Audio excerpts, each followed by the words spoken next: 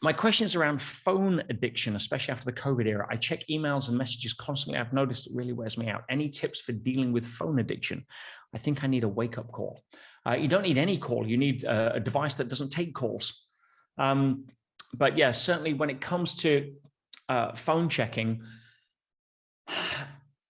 it's an overstimulation of certain aspects of the brain that have been hijacked by very smart people that have paid a lot of money to sit in Silicon Valley to figure out how, for every part of the willpower you think you need not to pick up your phone, they can counter that with really cool understandings of, technology to hack that so that you do pick up your phone.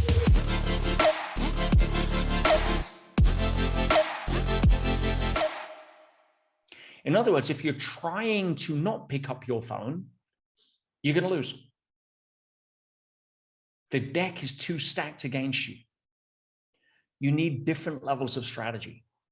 You need to be able to come up for air in a way that you're not just putting it there and saying to yourself, I won't do that. You can't. That's like taking somebody that wants to come off heroin and putting them in a room where there's loads of heroin and saying, don't do it. The odds are stacked. Without getting into too much detail here for the time allowed, if you want a resource, all of you, great book on that is Stolen Focus. Stolen Focus. And it also goes into some good strategies around it. But the first step, which Candice has done, is to notice that it is an addiction. And an addiction is something that is now so, a habit is something you do unconsciously. And this is my version. I don't, probably find some smart person with a, certificate on the wall that'll come up with a different, way of saying it. But for me, a habit is something that you do unconsciously. An addiction is something that you do unconsciously, but even when you're consciously aware of it, you can't stop. Right? So even though you shouldn't pick up the phone, you still pick up the phone. All right? There is a biochemistry of neural networks that have been formed that is overriding your frontal lobe's ability to cease and desist. Now, we also want to look at what need structures are being met there. Now, obviously, one of the biggest ones when it comes to this, out of Straight Talk 2 and 3, ladies and gentlemen, anyone? And yeah, we've got them in the chat there. Look, certainty and connection. Certainty and connection. If your need for certainty is that I need to know, fill in the blank. Oh, let me just check, fill in the blank. It means you're uncomfortable with not knowing. Oh, Bella, I'm going to call, sweetheart. All right, come on, say hello. Sorry, slight interlude. We've got little Bella wants to come say hi to Daddy Pops, right? I know, keep doing it. We're not finished yet. Okay. And then connection. Connection is a huge one. Who wants me? Who liked my post? Who's going to knock on my door? I.e. push notifications, doorbell, email, basically. It's funny. This is, my phone on here. There's a picture of Nadia on the front. If you were to look at my apps on here, and I was to search for, let's pick Instagram, put Inst. What have I got? Insta Read and Instant Timer. No Instagram. I don't have social media on my phone.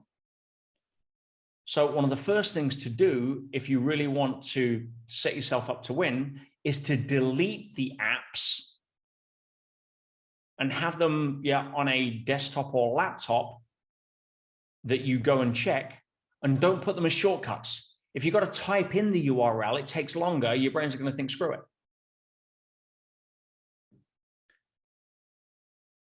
Anybody still have news apps on their phone?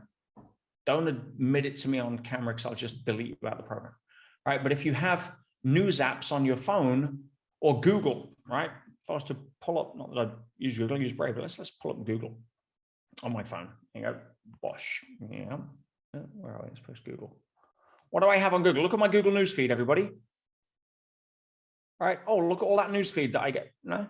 Apple News doesn't exist on my phone. Google News, news feed, freaking and news anything. No. I don't want to get exposed to, look at, subconsciously be influenced by, care about any OPD that's going on in the world according to other people's agenda about what should be going on in my movie. If you're thumbing through social, it's because it's on your phone and you're doing it unconsciously. Delete the damn thing. Recognizing it's a phone addiction, great, you fell in the pit. Now let's look at strategies on how to get out. It's not going to dig you out itself. Be proactive. Or set yourself up for a reward. Okay, on Friday afternoon between 3 and 5, I'm going to binge the crap out of Instagram. Turn off push notifications. I'm big on this at the business school. Push notifications are the death of you owning your time. They're the death of you owning your movie. Because what push notifications do is essentially turn around and say to the universe, hey, I am a giant walking doorbell for anybody to be able to press to interrupt what I should be doing on my terms and get distracted by. Why would you have it? So turn off notifications as a first step. And if, I will go and I will check certain message apps that are relevant to me in my business or social life on my terms at certain times when I want to do that. Can you see where the balance of power is starting to shift? If you're giving away your balance of power to stuff like that, it's tough.